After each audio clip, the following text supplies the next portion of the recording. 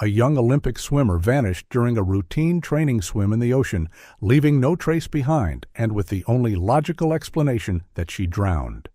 But 4 years later, her father, who never gave up the relentless searches, finds something left at the base of a buoy, a discovery that would change everything. The cold ocean enveloped Jack Callahan as he descended into its silent depths. Early morning light pierced the blue-green water in pale shafts, illuminating the rocky seabed below. His dive light swept methodically across patches of twisted seaweed and sand as he moved with practiced precision. Each breath from his oxygen tank released a stream of bubbles that rushed toward the surface, the only sound in this underwater world. His weathered hands sifted through silt and broken shells, searching, always searching. The familiar ache of disappointment settled in his chest as he found nothing, just like the hundreds of dives before this one. Above him, his small boat, the Sea Warden, drifted with the gentle current. He'd anchored near the edge of Pelican's Reach, several miles from the shoreline of Crescent Bay, the small coastal town he called home. Home, but not really home. Not since Mia disappeared. 4 years. 4 years since his 19-year-old daughter vanished without a trace in these same waters. 4 years of diving every day, searching every inch of seabed he could reach, hoping for any sign of her. Mia Callahan had been a rising star, newly qualified for the Olympic team in open water swimming. Not yet a household name, she'd finished mid-tier in her events, still flying under the radar of major media attention. But she was destined for greatness. Everyone who saw her swim knew it. Her dedication was unmatched. She'd trained in these waters for years, following the same route each morning, from Crescent Bay Pier to Pelican's Reach, around the Blue Water Buoy, and back, a challenging 4-mile round trip. For years, Jack had accompanied her on these training swims, following alongside in his boat, watching over her with the protectiveness only a father could understand. But in the 6 months before she disappeared, Mia had begun insisting on swimming alone. "Dad, I need to do this by myself," she'd told him firmly. "Wait for me at the dock. I'll be fine." And he'd reluctantly agreed, respecting her independence while silently worrying every minute until she returned safely to shore. Except for that day 4 years ago when she didn't come back. Jack remembered the frantic hours that followed, calling the Beach Rescue Authority, organizing search parties, scanning the coastline from his boat while praying to spot her bright swim cap bobbing in the waves. But they found nothing. Not Mia, not her gear, not a single trace. As the owner of a diving company, Jack knew these waters better than almost anyone. The currents, the hidden reefs, the treacherous spots where even experienced swimmers could get into trouble. Yet his expertise had yielded nothing in the search for his daughter. After weeks of searching, both he and the police had been forced to acknowledge the most likely scenario. Mia was no longer alive. The ocean claimed swimmers sometimes, even elite ones. But Jack wouldn't stop looking. He needed to find his daughter, to bring her home, to give her a proper burial. She deserved that much. His only child, his pride, the talented girl with her whole life ahead of her. Today, something had drawn Jack farther from Pelican's Reach than usual, a restless instinct he couldn't ignore. A whisper that maybe, just maybe, he'd missed something out here. After hours of searching, Jack noticed his oxygen tank running low. Reluctantly, he began his ascent to the surface, his joints protesting after the long dive. As his head broke the water, he realized with concern that he'd ventured much farther than intended. His boat was barely visible in the distance. Jack began swimming toward the Sea Warden, his dive gear weighing him down. After several hundred yards, his muscles burning with fatigue, he paused to catch his breath. That's when he spotted a buoy nearby, not the Blue Water Buoy that Mia had used as a turning point, but a different one, farther out and rarely checked. Grateful for the rest, Jack swam to the buoy and grabbed onto its rusted metal frame. As he caught his breath, he happened to look up at the structure towering above the waterline. Something was strapped to the center of the buoy, some kind of device. Curiosity piqued, Jack pulled himself up on the buoy's platform, his wet hand slipping on the corroded metal. Reaching the device, he carefully unstrapped it and examined the object in his hands. It was a GoPro camera encased in a waterproof housing. The case was worn by sea and weather, but something about it seemed strangely familiar. "Someone must have left this here," he murmured to himself, turning it over in his hands. The case was bulkier than the standard GoPro housing, a high-end model designed to withstand deeper depths. Jack recognized it immediately. It was the same model he'd purchased for Mia, insisting on the best protection money could buy. What a coincidence, he thought. But as he turned the case over, his heart nearly stopped. There, on the back, was a familiar sticker, a small blue dolphin with the letters MC beneath it. His hands began to tremble. This wasn't just any camera. It was Mia's camera, the one he'd given her, the one she'd carried with her on every swim. Jack couldn't believe his eyes. He quickly opened the waterproof case, his fingers fumbling with the latches. The GoPro inside was intact, though the battery was completely dead. He traced his fingers over the device, remembering the day he'd given it to her. "Take this with you," he'd insisted when she'd started swimming alone. "Record your sessions. I want to see your progress." She'd rolled her eyes but accepted it with a smile. "Okay, Dad, if it makes you feel better." Jack carefully placed the camera into his waterproof bag and swam back to his boat with renewed energy. His diving companion, an old friend who often accompanied him on these searches, was waiting on deck with a concerned expression. "You went farther than usual today, Jack," his friend said. "The sun's getting high. We should head back." "You're right," Jack replied, climbing aboard. His hands still trembling, he pulled the camera from his bag. "But look what I found."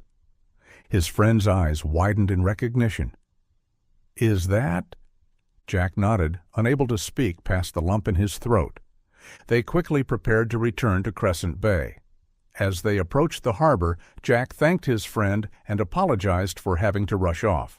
His friend clasped his shoulder in understanding. After changing from his diving suit into dry clothes, Jack climbed into his car, the GoPro clutched tightly in his hand. 4 years of searching, and finally, he had something. A clue, a connection to Mia. Whatever was on this camera might tell him what happened to his daughter, and he was determined to find out. Jack's hands gripped the steering wheel tightly as he pulled out his phone and dialed Detective Morgan, the officer who had been assigned to Mia's case 4 years ago. "Detective Morgan speaking," came the gruff but familiar voice. "It's Jack Callahan," he said, his voice tense with excitement. "I found something. Mia's GoPro camera. It was strapped to a buoy miles out from her usual route." There was a moment of silence on the line. "You found her camera? After all this time?" "Yes, and it might have footage from the day she disappeared. I need to bring it in." "I'm in a meeting that starts in 10 minutes, Detective Morgan replied, sounding genuinely frustrated by the timing. "I can't meet with you immediately." Jack's heart sank, but the detective continued. "But you can drop it off at the station. I'll alert our forensic tech team to expect you. They can help access the content, and we'll keep it safe as evidence." "Thank you," Jack said, relief washing over him. "I'll head there now." "I should be free in a few hours," Morgan added. "We can talk then." Jack suddenly remembered his afternoon plans. "Oh, shoot, I'm sorry, Detective. Actually, I meant to attend a charity event, a reunion lunch with some former professional divers and athletes. I promised a friend I'd give a speech. I can cancel and say there's an emergency at the police station, though." "You know what? That might not be necessary," Morgan assured him. "Just drop off the camera for now. Depending on the forensic tech's assessment, we'll figure it out later. We can meet up afterward." As Jack ended the call, he glanced at the clock on his dashboard. He still had a few hours before the event. 20 minutes later, Jack arrived at the Crescent Bay police station, camera in hand. The officer at the front desk recognized him immediately. "Mr. Callahan," she said with a nod. "Detective Morgan called ahead. Let me take you to our tech lab." Jack was led to a small room filled with computers and specialized equipment. A man in his 30s looked up from a workstation. "You must be Jack Callahan," he said, extending his hand. "I'm Ethan Parker, forensic tech analyst. Detective Morgan briefed me on your find." A uniformed officer stood nearby, clearly there to witness the handling of potential evidence. "I found this camera strapped to a buoy miles offshore," Jack explained, carefully placing the device on the desk. "It belonged to my daughter, Mia. She disappeared 4 years ago while training for the Olympics." The tech nodded solemnly. "Let's see what we've got." Ethan worked methodically, first photographing the camera as it was, then carefully removing the battery and memory card.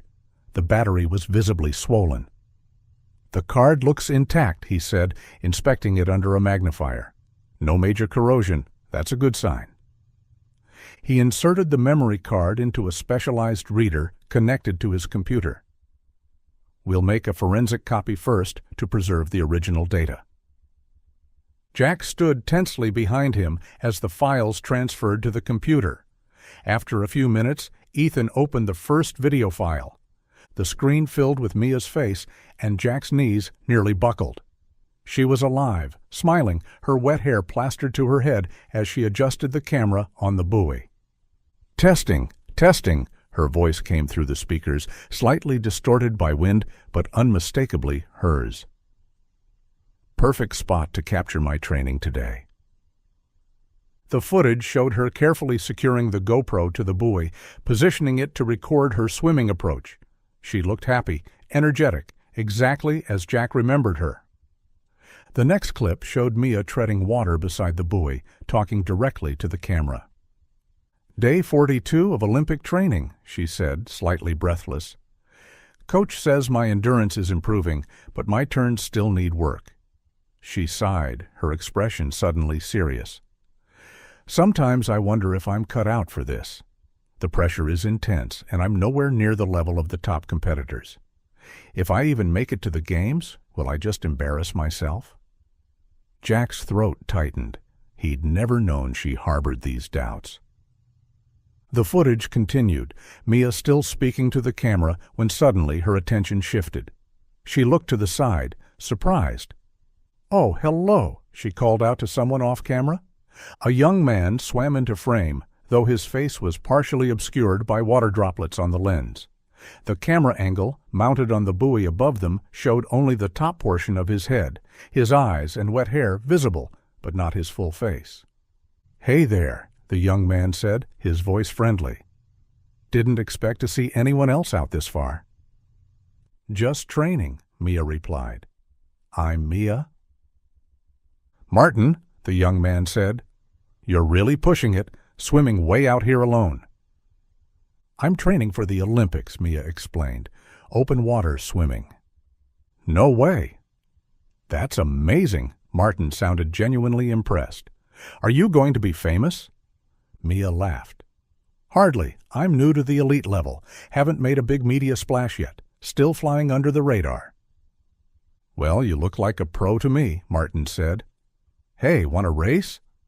"Just for fun? I used to compete in college." "Sure," Mia agreed, smiling. "Where to?" Martin pointed toward a distant landmark. "How about to that outcropping and back?" "You're on," Mia said, adjusting her goggles. The two swimmers moved out of frame, and for half an hour the camera recorded only the gentle movement of the ocean. Then, in the distance, a speedboat appeared, crossing the frame far from the buoy. The fisheye lens of the GoPro distorted the perspective, making it appear even farther away. The camera only captured the lower half of the boat, including what appeared to be a company logo on its hull. Jack leaned forward, squinting at the image. "Can you enhance that logo?" Ethan nodded, pausing the video and zooming in on the boat. Despite the enhancement, the image remained somewhat blurry, but the logo was just clear enough to make out, a stylized wave with some text beneath it. "That looks familiar," Jack murmured, taking out his phone to snap a picture of the screen. They continued watching, but Mia never returned to the buoy. The footage showed hours of empty ocean until the battery finally died. "Can you go back to the segment with the young man?" Jack asked, his voice tight. Ethan rewound the footage, and they watched the interaction again, trying to glean any additional details about Martin. The tech made notes about his approximate age, hair color, and the limited facial features visible in the frame. Using a reverse image search, Ethan found a match for the boat logo. "It's from Ocean Elite Marine," he said. "They're a local company that provides boats and equipment for water sports." Jack suddenly recalled seeing boats with that same logo at the marina earlier that day. "We'll show this to Detective Morgan and start investigating both the company and this Martin character," Ethan assured him. "We'll also try to create a sketch of the man based on what we can see in the footage." Jack nodded, feeling both hope and dread mingling in his chest. "Thank you. Please keep me updated." He glanced at his watch and realized he needed to leave for the event. "I have to go now, but I'll check in later." As he walked out of the station toward his car, Jack's mind raced with possibilities. After 4 years of nothing, he finally had something tangible. A lead? And he wasn't going to let it slip away. The Sports Club Center was bustling with activity when Jack arrived. Olympic banners decorated the walls of the event hall, and the smell of chlorine from the adjacent swimming pool permeated the air. Volunteers in matching T-shirts directed guests, and a small stage had been set up at the front of the room. An event organizer spotted Jack and hurried over. "Mr. Callahan, we were beginning to worry. You're up in 15 minutes.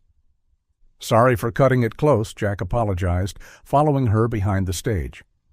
"No problem. We understand you're a busy man," she said, gesturing for him to take a seat. "We'll just touch up your appearance quickly before you go on." The preparation was minimal, just enough to prevent the stage lights from washing him out. This was a community event, not a television appearance. Jack tried to focus on the speech he'd prepared weeks ago, but his mind kept drifting back to the GoPro footage. Mia's voice, so clear and vibrant, and the mysterious Martin who had appeared from nowhere. "5 minutes, Mr. Callahan," the organizer said, handing him a bottle of water.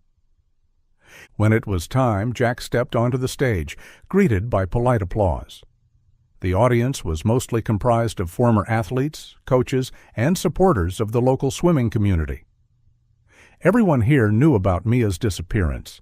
It had been a local tragedy, though it never developed into a national story. The official narrative had settled on a tragic drowning accident during solo training, sadly not unheard of even among experienced open-water swimmers.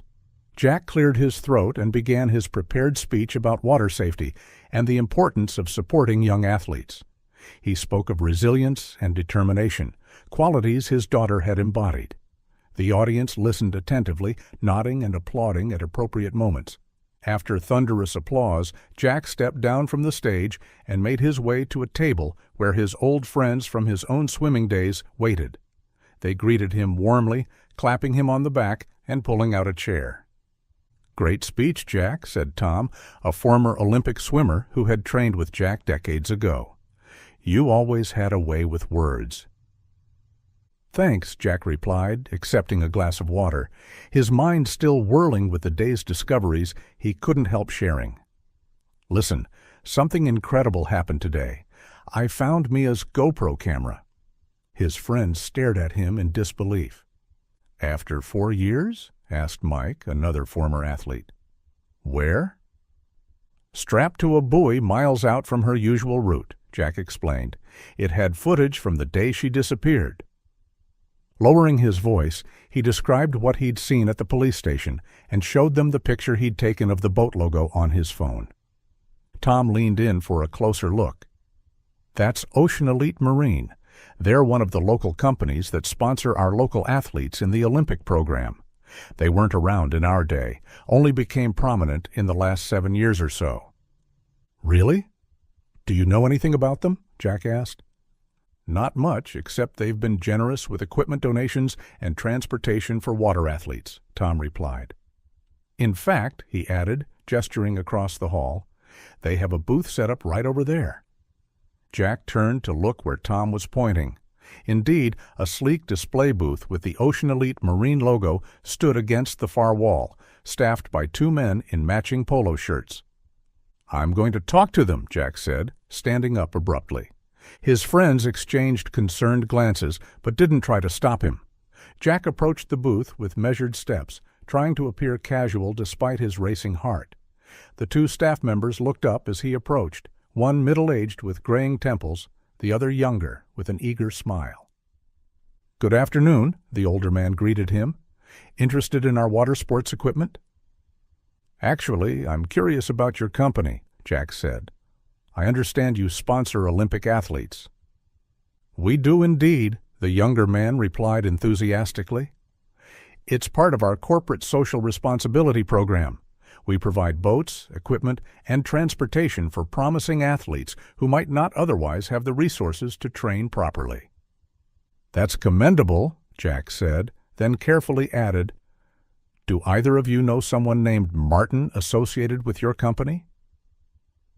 The 2 men exchanged a quick glance, their smiles faltering slightly. Martin? The older one repeated. There might be several employees with that name. Do you have a last name? Jack shook his head, then decided to take a risk. He pulled out his phone and showed them the screenshot of the boat with their logo. I'm trying to identify this particular boat and possibly a young man named Martin who might have been using it. The reaction was immediate and unmistakable. Both men tensed, their friendly demeanor replaced by obvious nervousness. I'm not sure about that specific vessel, the younger man stammered. We have quite a fleet, you see. The older man quickly added, If you need information about our boats, you should speak with the staff at the marina. We're just here for marketing purposes. Jack thanked them and walked away, his suspicions heightened by their reaction. As he headed back toward his friend's table, he glanced back at the booth and saw the younger staff member had stepped away, pacing anxiously with a phone pressed to his ear. The man ran his hand through his hair in an agitated gesture, then motioned to his colleague. Within moments, they began packing up their display materials, clearly preparing to leave. Jack changed direction, bypassing his friend's table and heading straight for the exit. Something wasn't right, and his instincts, the same ones that had kept him alive during dangerous dives, were screaming at him to follow these men. As he neared the door, the event organizer intercepted him. Mr. Callahan, where are you going? You're supposed to give a closing speech in 20 minutes. I'm sorry, Jack said firmly. Family emergency. I have to go. Without waiting for a response, he pushed through the doors and hurried to the parking lot. He was just in time to see the 2 men loading equipment into a van emblazoned with the Ocean Elite Marine logo. Jack rushed to his own car, his heart pounding. What he was doing was impulsive, perhaps even foolish, but he couldn't shake the feeling that these men were connected to Mia's disappearance. As the company van pulled out of the parking lot, Jack started his engine, determined to follow them and discover whatever truth they were hiding. Jack kept a careful distance behind the Ocean Elite Marine van as it wound through Crescent Bay's coastal roads. The rational part of his mind questioned what he was doing, following strangers based on a hunch and their nervous reaction to a name.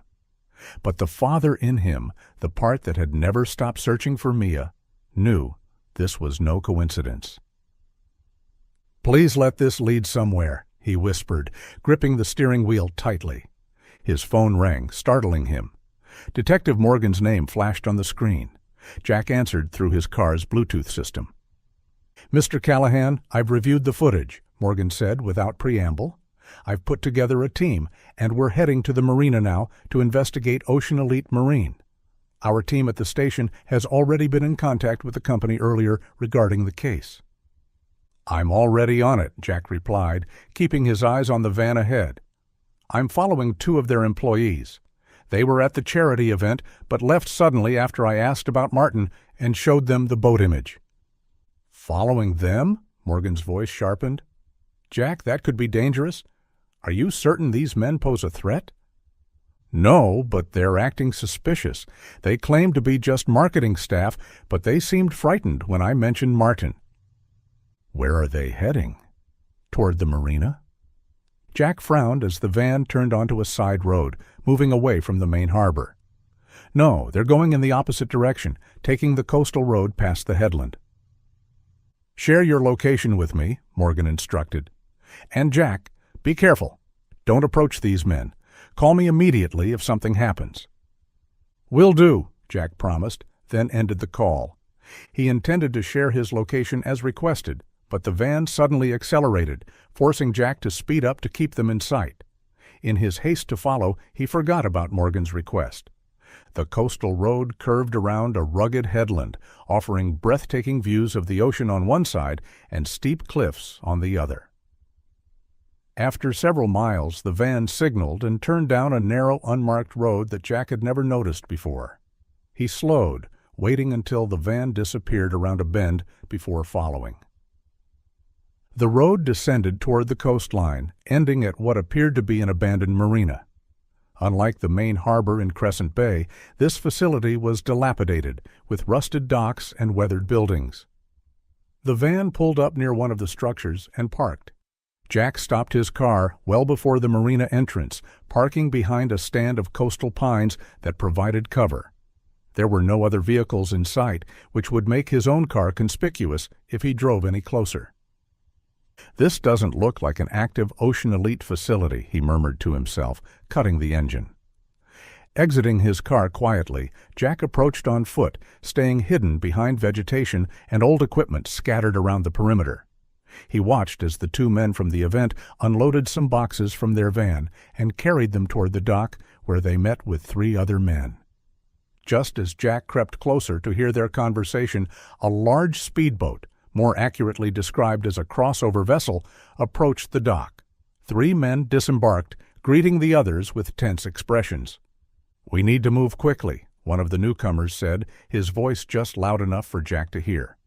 "Secure the area. The boss is waiting on the yacht, and he's not happy." Jack ducked behind a stack of old fuel barrels as 2 men began patrolling the perimeter of the marina. Finding a better hiding spot beneath a tattered tarpaulin covering what appeared to be old boat parts, he remained motionless as one of the guards passed just feet away.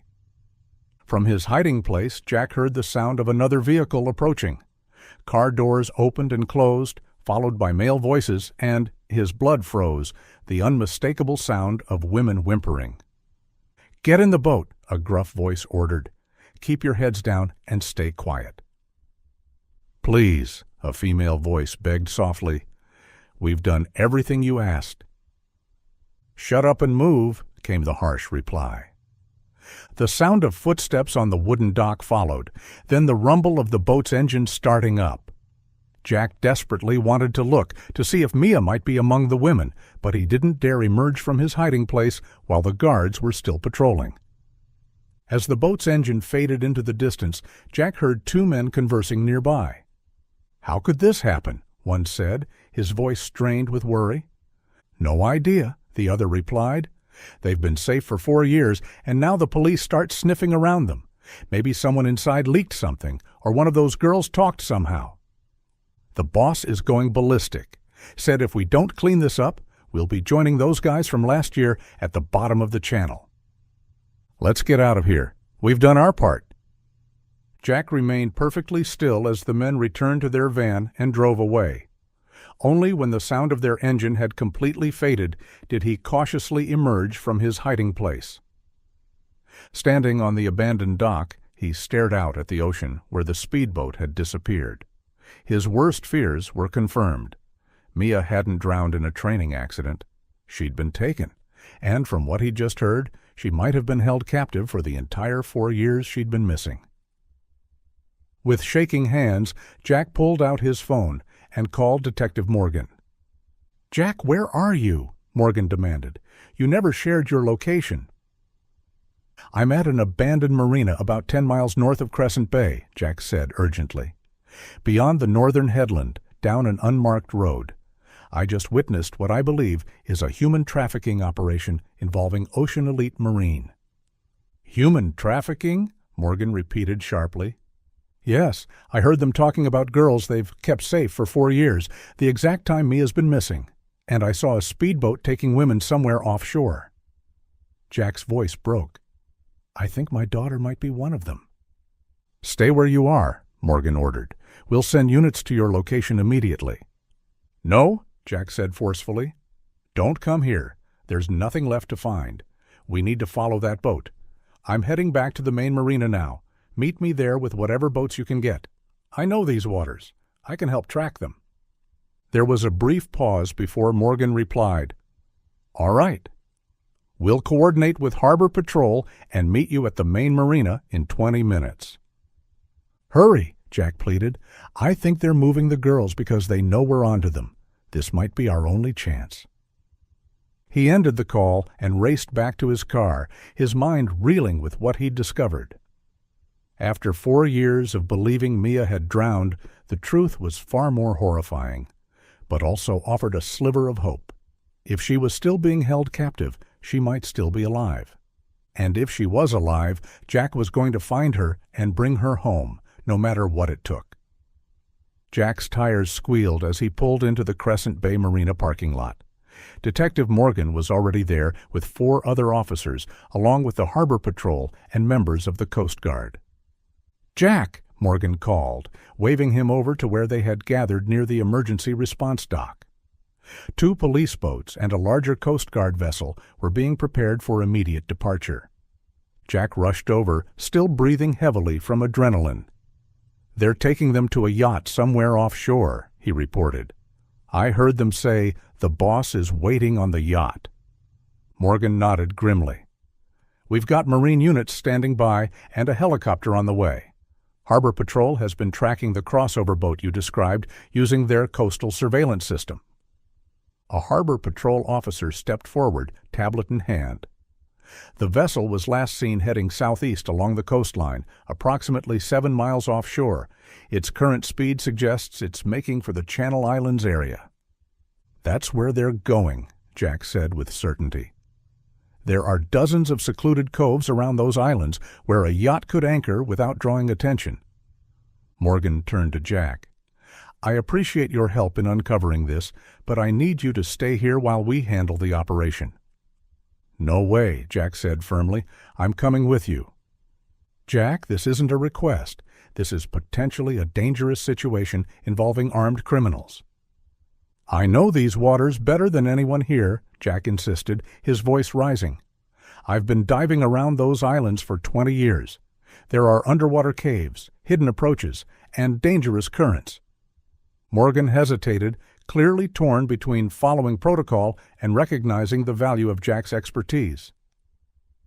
"Besides," Jack added more quietly, "if Mia is on that yacht, I need to be there.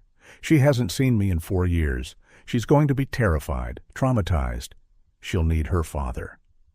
The detective sighed deeply, then nodded. "Fine. You can come on the lead boat with me, but you follow orders. If we encounter resistance, you stay back. Understood?" "Understood," Jack agreed immediately. They boarded quickly, Jack helping the captain plan the most efficient route based on the speedboat's last known heading. As they pulled away from the dock, Jack felt a strange mixture of terror and hope. After years of searching, he might finally find Mia, but what condition would she be in? What had these people done to her? The police radio crackled to life. "Air unit is airborne. ETA to search area 15 minutes. Morgan acknowledged the transmission, then turned to Jack. "We have officers researching Ocean Elite Marine now. The company appears legitimate on the surface. They sponsor athletes, provide equipment for competitions, the usual corporate community involvement. But we're digging deeper into their ownership and financial structure." The men at the abandoned marina mentioned the boss, Jack recalled. Someone important enough to have people terrified of disappointing him. "We'll find out who's behind this," Morgan promised. "Right now, our priority is rescuing the women." The boats cut through the water at top speed, the ocean spray stinging Jack's face as they raced against time. The helicopter appeared overhead, its rotors thundering as it swept ahead of them to begin the search.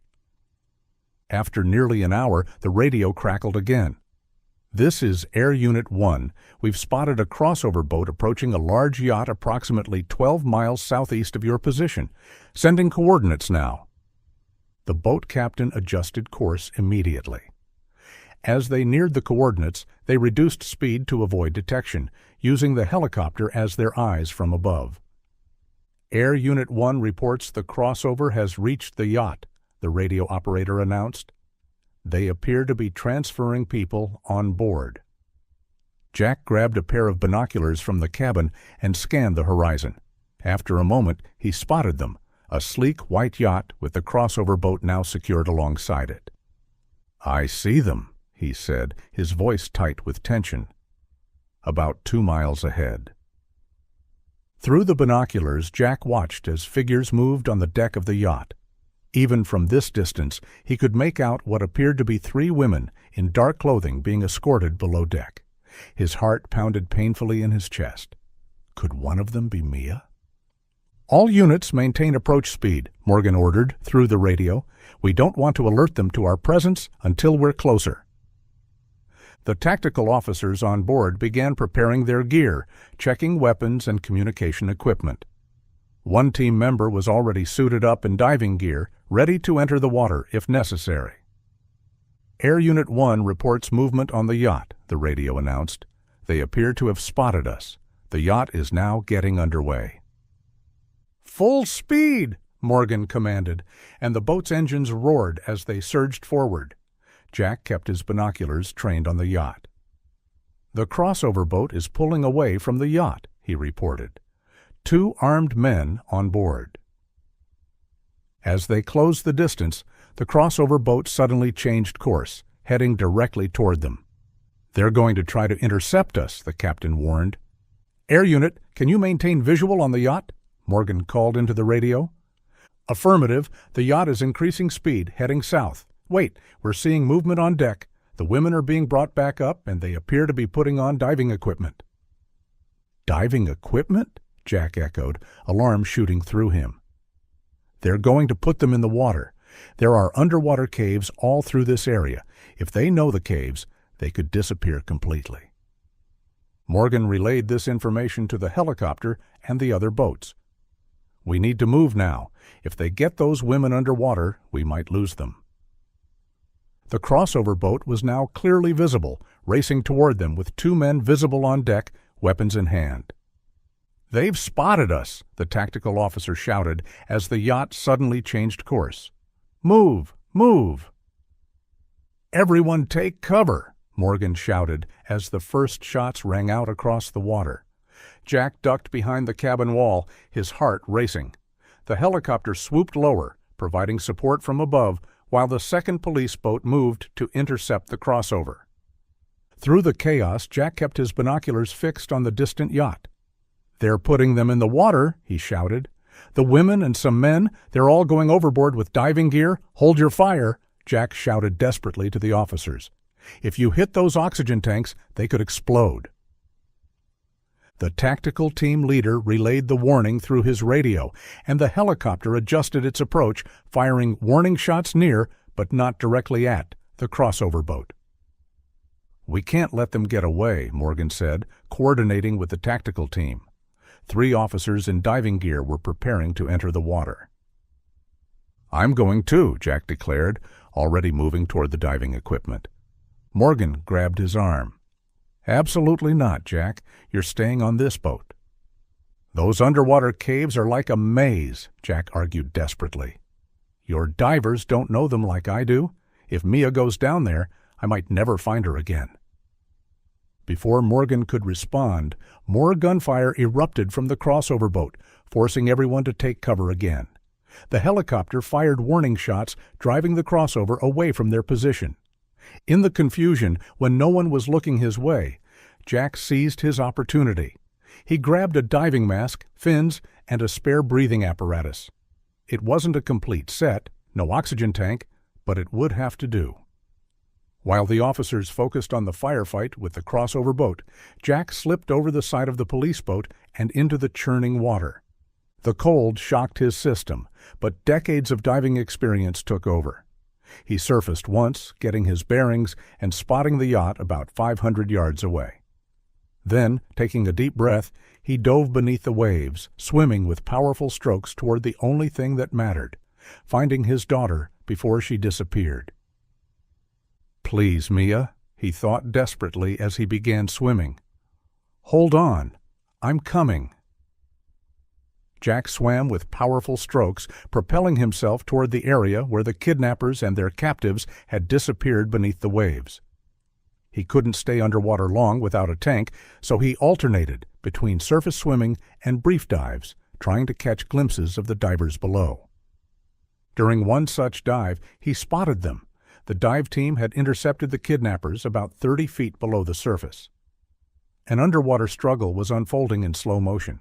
Jack could see that each of the three women was handcuffed to one of the men, making it difficult for the police divers to separate them.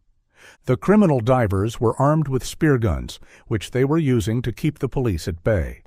One rescue officer was trying to wrestle the spear gun away from a kidnapper while protecting the woman handcuffed to him.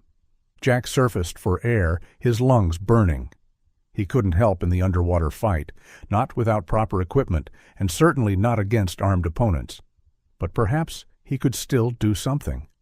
Looking around, he noticed that in the chaos, everyone's attention was focused on either the underwater struggle or the ongoing standoff between the police boats and the crossover.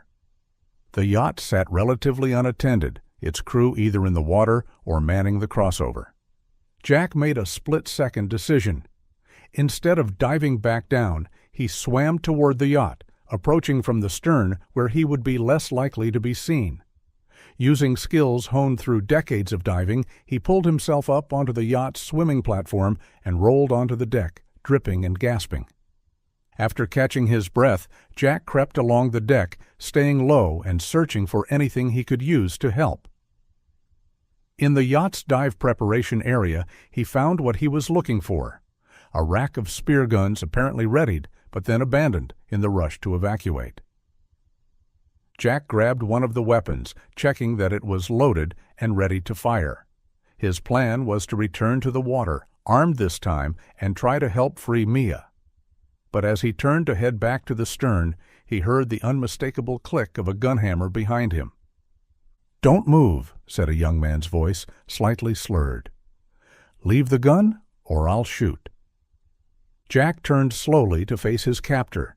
Standing before him was a young man in his 20s, his wet hair slicked back, eyes bloodshot, a bottle of expensive liquor in one hand and a handgun in the other. Jack recognized him immediately from the GoPro footage. Martin. "You took my daughter," Jack said, his voice low and dangerous. "I'm here to take her back." Martin swayed slightly, the effects of alcohol evident in his unsteady stance. Her father? The diver guy she always talked about? "Tell me why," Jack demanded, keeping the spear gun pointed downward but not relinquishing it. "Why did you take her?" Martin took a swig from his bottle, wiping his mouth with the back of his hand. "We're making her a better future. She's 19, talented. We're training her for the Olympics." Jack scoffed, his grip tightening on the spear gun. "By kidnapping her? Holding her prisoner for 4 years? "Don't come any closer," Martin warned, raising his gun as Jack shifted his weight. "I didn't do nothing to them, you know. I wished I could, but I wasn't even allowed to get near them." His face twisted with bitterness. "They were for my father." Jack's blood ran cold. "Your father?" Martin nodded, taking another unsteady step toward Jack. "It's a sad thing, really. I could only help my old man get what he wanted. He loves athletic young women, always had a thing for them." His voice dropped to a conspiratorial whisper. "He could make her successful, though, if she did her job properly." "Stay where you are," Jack warned, raising the spear gun slightly. "If you come any closer, I'll shoot." But Martin seemed beyond hearing, lost in his drunken confession. He continued advancing, the gun in his hand wavering. "Martin!" A sharp voice cut through the tension. "What the hell are you doing?" An older man appeared on deck, dressed in an immaculate white shirt despite the chaos. He held a gun pointed directly at Jack, his stance steady and confident. The family resemblance between him and Martin was unmistakable. The same eyes, the same jawline, but the older man's face was hardened by years of cruelty. "I'll shoot you myself," the man, clearly Martin's father, snarled to Jack. "My useless son can't do his job properly." He turned his cold gaze on Martin. "Just admitted, boy. You must have talked to the police about what we did. That's why they're sniffing around us now." "I didn't tell the police about the girls, Father," Martin protested, his voice suddenly childlike. "It wasn't me." "Shut up. Of course it was you. I know you always wanted one of my girls," his father spat. "Who else would have talked? You've always been weak, always had second thoughts." While they argued, Jack slowly adjusted his grip on the spear gun, preparing to fire. "I didn't say anything," Martin insisted, his face flushed with alcohol and emotion. "I swear it." "Doesn't matter now," the man said dismissively, turning his full attention to Jack. "You're the diver, Father, aren't you? Been searching for your little girl all this time? Well, your search ends here." The man raised his gun, aiming directly at Jack's head. "I've built too much to let someone like you destroy it all." In that split second, two shots rang out simultaneously. Martin fired his gun at his father, the bullet striking him in the head. At the same moment, Jack fired the spear gun, initially aimed at the father.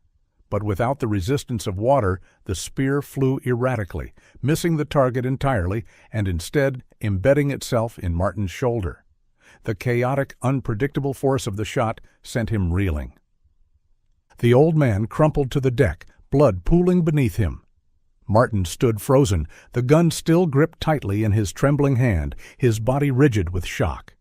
Pain radiated through his shoulder where the spear gun's bolt had embedded itself, but he didn't move, didn't even flinch. His wide, vacant eyes locked on his father's lifeless body as though he couldn't quite comprehend what had just happened.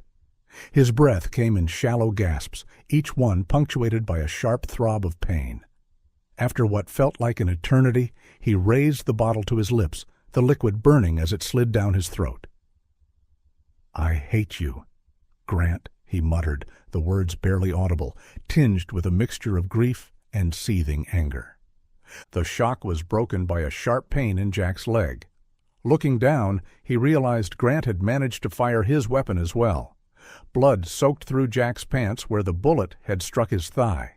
Despite the searing pain, Jack seized the moment of confusion to hobble to the edge of the yacht and dive back into the water. Bleeding and in agony, he swam toward where the underwater struggle continued, determined to reach Mia before his strength gave out. The cold water momentarily numbed the pain in his leg, but each kick sent fresh agony shooting through his body.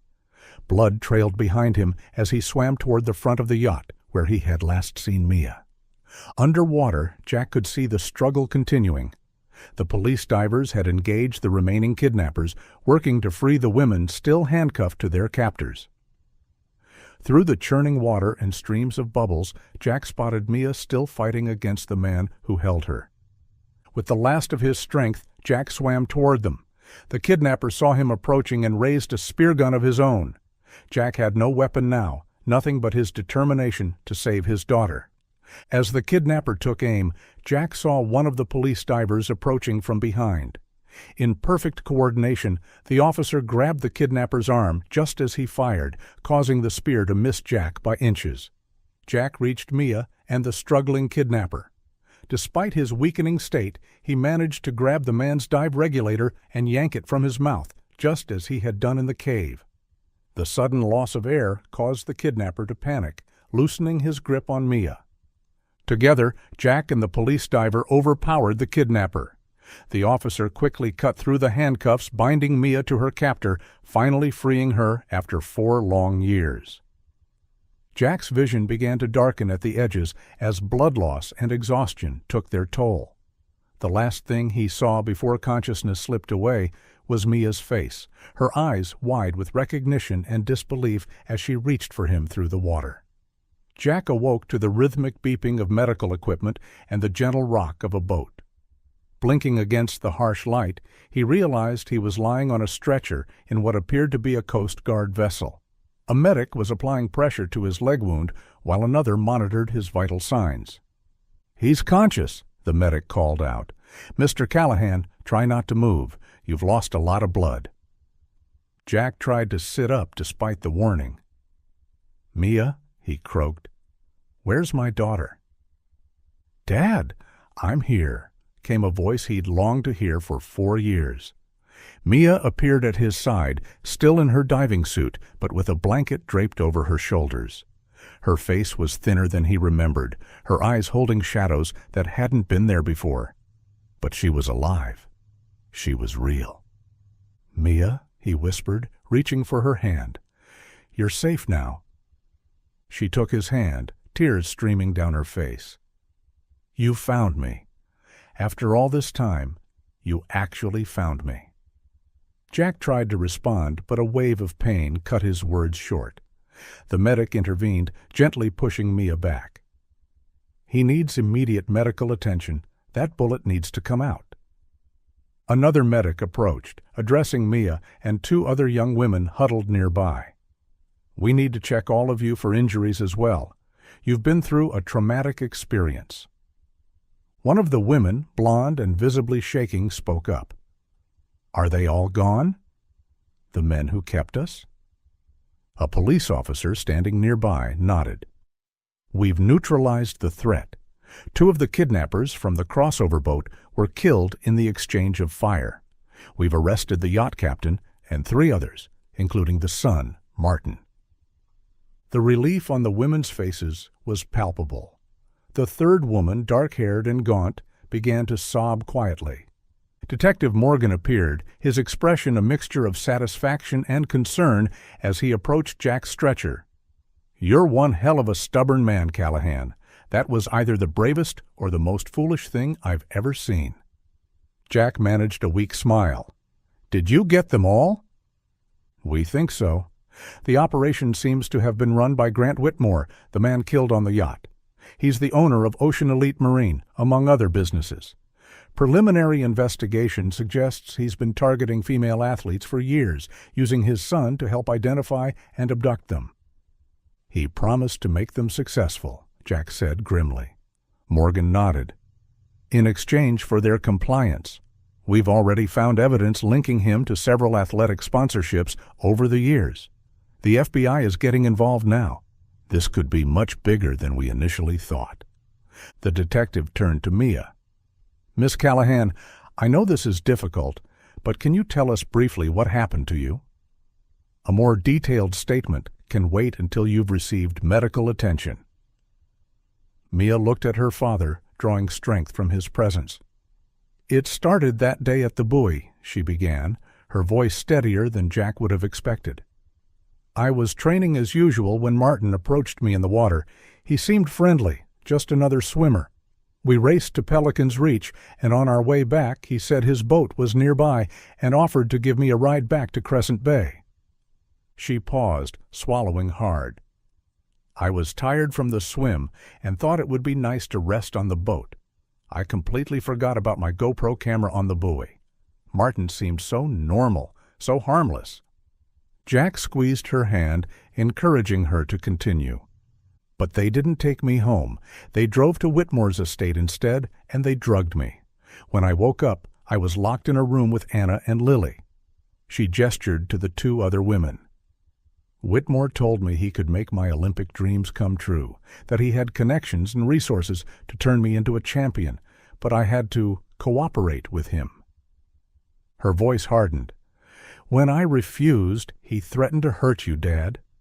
He knew everything about your diving company, our home, your routines. He said if I didn't obey, you would suffer accidents. First, your business would fail, then your home would burn, and finally, you'd have a fatal diving incident." Jack felt sick with rage, but he kept his expression calm for Mia's sake. "So I stopped fighting back, at least openly," Mia continued. "We trained every day in the lake on his property. We were always guarded, always watched. He kept us in shape, said we needed to maintain our athletic builds.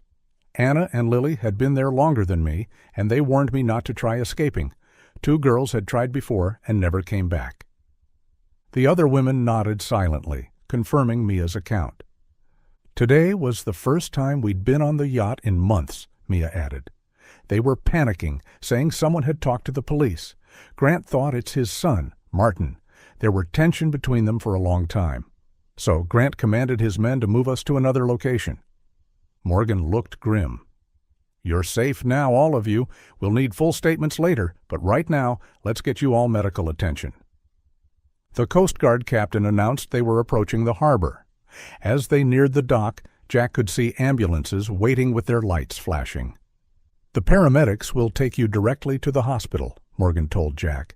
"I'll need your statement, too, once the doctors clear you." Jack nodded weakly, the pain in his leg intensifying as the adrenaline of the rescue faded. "The son, Martin, he told me everything on the yacht. He admitted what they were doing." "We've got him in custody," Morgan assured him. "Between your testimony and the evidence we're gathering, they won't see freedom again." As the boat docked, medical teams rushed aboard. Jack was quickly transferred to a gurney, while other paramedics attended to Mia and the other women. Mia clung to Jack's hand as they were separated for transport. "Dad, I should have been braver. I should have found a way to escape." Despite his pain, Jack managed to smile at his daughter. "You survived. That's what matters, and it's a good thing you forgot that camera on the buoy." Tears welled in Mia's eyes as she nodded, understanding the incredible coincidence that had led to her rescue. "I love you, Dad." "I love you too, sweetheart," Jack replied, his voice breaking. "I never stopped looking for you. Not for one day." The paramedics gently pulled them apart, explaining that Jack needed immediate surgery. Mia reluctantly let go, watching as they loaded him into an ambulance. "We'll take good care of your father," one paramedic assured her, "and the officers will bring you to the hospital after your preliminary examination. You'll see him soon." As the ambulance doors closed, Jack caught a final glimpse of Mia standing on the dock, surrounded by police and medical personnel.